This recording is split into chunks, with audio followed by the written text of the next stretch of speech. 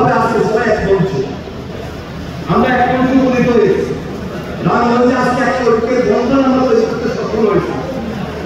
এখানে কোনো পক্ষ বিপক্ষ নাই, এখানে কোনো মতভেদ নাই।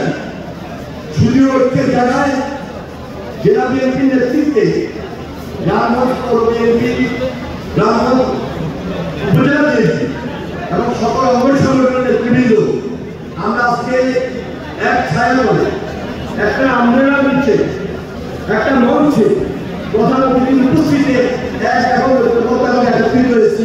সবাইকে দিয়ে আমরা যারা আজকে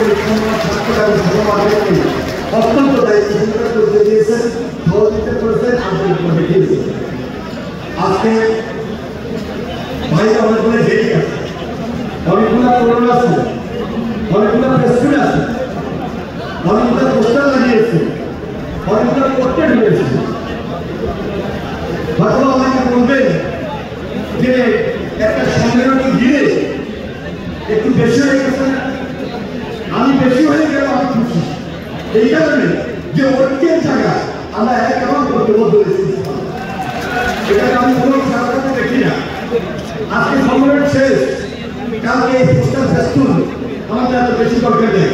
আমাদের তো লক্ষ্য রাখতে হবে আগামী নির্বাচন। আমার দৃঢ় বিশ্বাস এই সম্মেলনে একটা সঠিক নেতৃত্ব আসবে এবং নেতৃত্বের মধ্য দিয়ে আমরা আগামী নির্বাচনে ঘরে ঘরে যাব। এটা তারেক রহমানের সিদ্ধান্ত, এটা ভারপ্রাপ্ত চেয়ারম্যান তারেক রহমানের পরামর্শ দিয়েছেন। যেই নির্বাচন করি না কেন আমাদেরকে ঐক্যবদ্ধভাবে এই নির্বাচনের মাধ্যমে প্রত্যেক ঘরে যেতে হবে, জেনারেশনের কাছে পৌঁছতে হবে।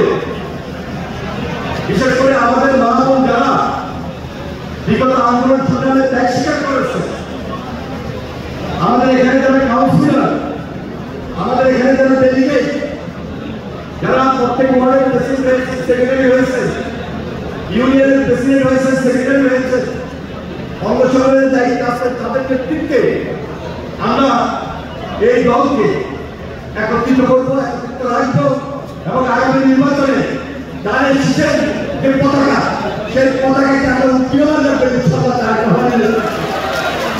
সেজন্য এখন থেকেই তারেক রহমানের হাতকে শক্তিশালী করতে হবে, দেশের কিভাবে খালেদাকে হাতকে শক্তিশালী করতে হবে।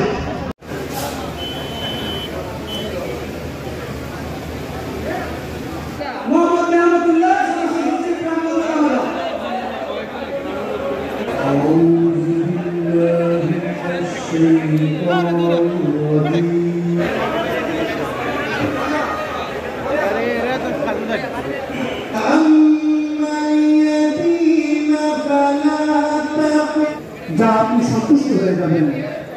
তিনি কি আপনাকে এদিন পাননি যে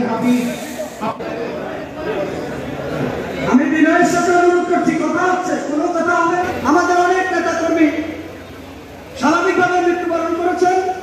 অনেক মমিনুল্লাহ বিএসসি, সাবেক প্রতিমন্ত্রী জনাব জিয়াউল হক জিয়া, সম্পাদক গোলাম মুস্তফা মাস্টার, রামগঞ্জ পৌর বিএনপির সাবেক